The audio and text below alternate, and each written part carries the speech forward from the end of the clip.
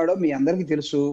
ఆయన ఇదిగో అరెస్ట్ చేస్తాం. ఇప్పుడు రోజు దాదాపు 14 నెలలుగా వర్మ గారు జగన్మోహన్ రెడ్డి గారిని ఈ రోజుకి మీరు మీడియాలో, పేపర్లో, తర్వాత సోషల్ మీడియాలో ఎన్నిసార్లు అరెస్ట్ చేశారో చేస్తూనే ఉన్నారు మీరు. కానీ దయచేసి స్టాప్ ఆల్ దిస్.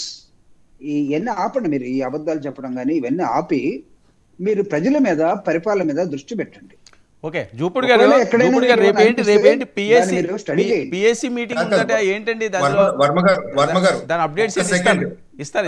నేను ఒక సెకండ్ జూపూడి గారు ఏదో కంప్యూటర్లతో ఏదో గెలిచినాము అనే మాట మాట్లాడినాడు. చాలా తప్పు.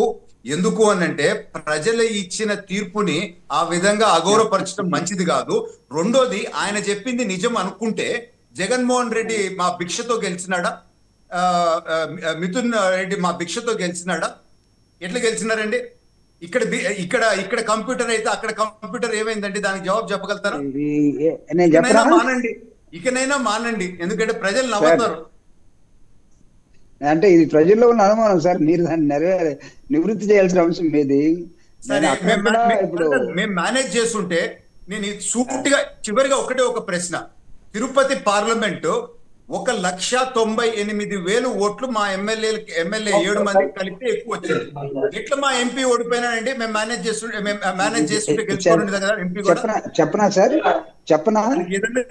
వర్మ గారు దీపక్ రెడ్డి గారు రాజంపేట ఎంపీ కూడా ఎట్లా గెలిచినారు చెప్తాను సార్. నేను చెప్తాను. మీ టార్గెట్ ఏమంటే మీరు పెట్టినటువంటి ఆ ముసలావిడ చెప్పిన కంప్యూటర్లో గుద్దుకున్నారని అని కొన్ని చోట్ల మీరు ఏం చేస్తారంటే చాలా సీనియర్ దొంగలు ఏం చేస్తారు చెప్పిన మీకు అనుమానం రాకుండా చాలా సార్లు అక్కడక్కడ కొన్ని వదిలేసిపోతూ ఉంటారు.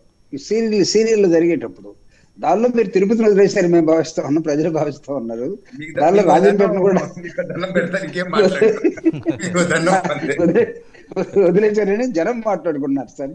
నేను కాదు, మిగతా మీకు ఈ వాళ్ళే మొత్తం అనుమానిస్తే ఇబ్బంది లేదని కొన్ని వదిలేసినట్టుగా. ఇక్కడ మీరు when it comes to Delhi, Jaganmohan Reddy గారు నిజంగా మీరు ఊహాజనితంగా మాట్లాడారో లేకపోతే మీకు ఏమన్నా ఇన్ఫర్మేషన్ ఉందో మాకైతే తెలియదు. కానీ రేపు ఉన్నటువంటి మీటింగు నేను పార్టీ జనరల్ సెక్రటరీ కాబట్టి నేను కూడా దానిలో ఉంటున్నాను. రేపు మీకు అది అయిపోయిన తర్వాత రేపు ప్రత్యేకంగా వర్మ గారితో మాట్లాడతాను. షూర్ డెఫినెట్లీ అది అయిపోయిన తర్వాత స్పీక్ టు యు. రెండోది సార్ ఒక్క సెకండ్. రెండోది మీరు చెప్పిన దానిలో ఢిల్లీలో మాకు అపాయింట్మెంట్ ఇవ్వకుండా మీ కూటమికి శక్తి సామర్థ్యాలు ఎంత ఉన్నాయో అంత వాడుతున్నారు సార్, వాడండి మీరు. కానీ మేము దేనికి పోతున్నామో మీకు తెలియాలి కదా. ఫస్ట్ ఆఫ్ ఆల్ మేము ఢిల్లీకి దేనికి పోతున్నామో మీరు అపాయింట్మెంట్ల కోసం అనుకుంటున్నారు. ఉంటే మీరు దాని మీద ప్రయత్నం చేసుకోండి, ఎక్సర్సైజ్ చేయండి, అందరితో మాట్లాడుకోండి, ఎవరిని కలవకుండా చేయండి. బట్ మా జాబ్ వేరే ఉంది. మీ అపాయింట్మెంట్ మా పని కాదండి. ముఖ్యమంత్రి గారు, లోకేష్ గారు సింగపూర్ లో ఉండరు. మీ అపాయింట్మెంట్ ఆపే పనులు లేదు, వాళ్ళే ఇవ్వరు అని అంటున్నాను.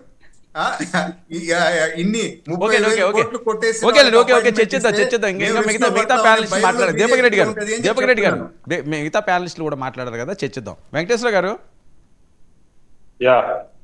ఏంటి సార్